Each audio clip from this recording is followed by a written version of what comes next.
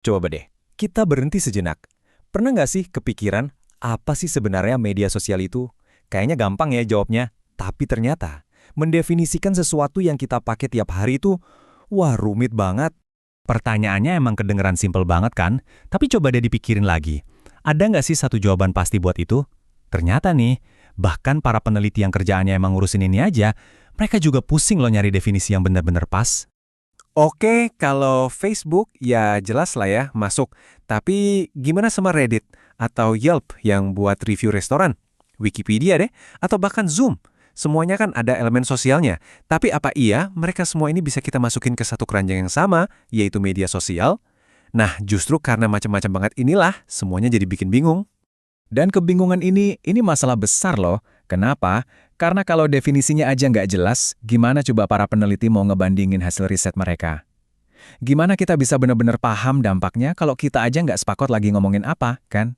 Oke, biar nggak bingung lagi, yuk kita bedah bareng-bareng. Kita mulai dari masalah utamanya, yaitu definisinya.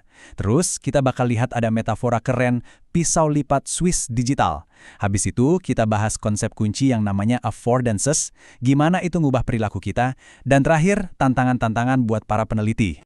Oke, kita masuk bagian pertama ya. Jadi inti masalahnya tuh apa sih? Gampangnya gini, targetnya itu gerak terus. Platform-platform ini tuh nggak pernah diem. Mereka selalu berubah, nambah fitur baru, berevolusi terus-menerus.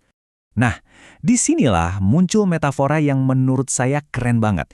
Pisau lipat Swiss digital. Coba bayangin deh, media sosial sekarang tuh kayak gitu. Dulu mungkin cuma satu fungsi ya, tapi sekarang satu platform isinya macem-macem banget. Fungsinya banyak dan kadang nggak kita duga sama sekali. Coba deh pikirin. Instagram sekarang udah kayak mall, bisa belanja. Facebook bisa buat bayar-bayar, udah kayak bank. Jadi batasannya tuh jadi kabur banget. Di mana sih titik berhentinya media sosial dan dimulainya aplikasi lain? Susah kan jawabnya? Terus gimana dong cara para peneliti ngatasin kekacauan ini? Setidaknya di awal-awal. Yuk kita intip cara lama mereka mikir. Dulu pendekatannya sebenarnya masuk akal banget. Mereka mikir, oke kita bikin kategori aja deh. Jadi platform-platform itu dikotak-kotakin berdasarkan fungsi utamanya. Yang buat jejaring sosial di sini, yang buat bagi-bagi foto di sana. Kelihatannya rapi dan teratur banget ya kan? Tapi ya seiring waktu, kotak-kotak rapi tadi tuh mulai nggak relevan lagi. Retak, bahkan hancur. Kenapa? Karena platform yang sekarang-sekarang ini nggak mau diam di satu kategori aja. Mereka bisa dibilang nerobos semua aturan main. Contoh paling jelasnya, ya WeChat. Ini aplikasi apaan sih sebenarnya? Aplikasi chatting, medsos, tempat belanja? Jawabannya, semuanya. Satu aplikasi ini aja udah cukup buat ngerusak semua kategori yang udah dibuat susah-susah. Ini bukti nyata kalau cara mikir yang lama itu udah nggak bisa dipakai lagi. Oke, jadi kalau sistem kategori udah nggak jalan, terus gimana dong? Nah, disinilah para peneliti nemuin sebuah ide brilian, sebuah cara pikir baru yang benar-benar mengubah permainan. Konsep kuncinya itu namanya affordances. Jadi daripada kita nanya Instagram itu apa, pertanyaannya kita ubah jadi Instagram itu memungkinkan kita buat ngapain aja. Jadi fokusnya ke kemampuannya. Kemampuan buat terhubung, kemampuan buat bikin sesuatu jadi kelihatan banyak orang, atau kemampuan buat nyimpan kenangan selamanya. Cara pandang ini jauh lebih fleksibel.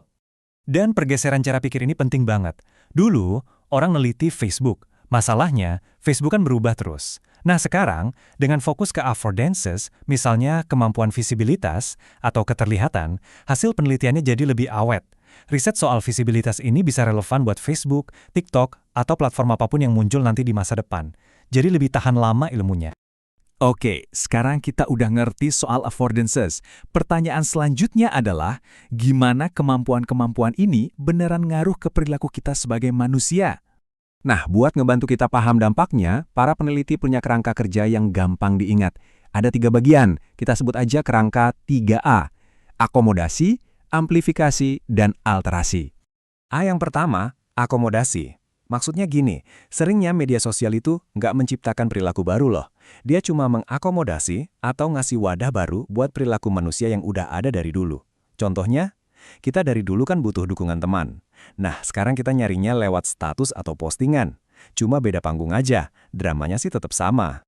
Lanjut, A yang kedua, itu amplifikasi atau atenuasi. Gampangnya, platform ini bisa kayak tombol volume, bisa ngegedein atau ngecilin sesuatu. Contohnya gini, medsos itu mengamplifikasi atau memperbesar kemampuan kita buat punya ratusan kenalan. Tapi di sisi lain, bisa jadi dia mengatenuasi atau ngecilin dan ngelemahin dalamnya dukungan emosional yang cuma bisa kita dapat dari ngobrol langsung tatap muka. Dan yang terakhir, ini yang paling jarang tapi paling kuat dampaknya adalah alterasi. Ini terjadi kalau media sosial benar-benar mengubah aturan main. Jadi aturan interaksi sosialnya berubah total secara mendasar. Nah, ini dampak yang paling transformatif di mana perilaku dan hasilnya jadi beda banget dari sebelumnya cuma gara-gara ada teknologi ini. Oke, kita sekarang udah punya beberapa alat bantu buat mikir ya. Ada affordances, ada kerangka 3A. Nah, di bagian terakhir ini, kita bakal lihat tantangan-tantangan besar apa sih yang masih bikin para peneliti garuk-garuk kepala sampai sekarang. Setidaknya ada 4 tantangan besar nih. Pertama, kita itu kan nggak cuma pakai satu platform, kita punya repertuar media yang campur aduk. Kedua, yaitu tadi, masalah si pisau lipat switch yang fiturnya nambah terus. Ketiga, batasan antara hidup online dan offline itu udah nggak ada, udah nyampur jadi satu. Dan yang terakhir, konteks itu penting banget. Kita nggak bisa ngerti drama online kalau kita nggak ngerti apa yang terjadi di dunia nyata. Semua ini akhirnya ngebawa kita ke satu pertanyaan pamungkas yang bikin mikir. Kalau satu aplikasi aja udah bisa jadi segalanya buat semua orang, gimana caranya para peneliti misahin dan benar-benar paham dampaknya? Nah, inilah tantangan utamanya. Dan mungkin ini juga pertanyaan yang bagus buat kita semua renungkan bareng-bareng.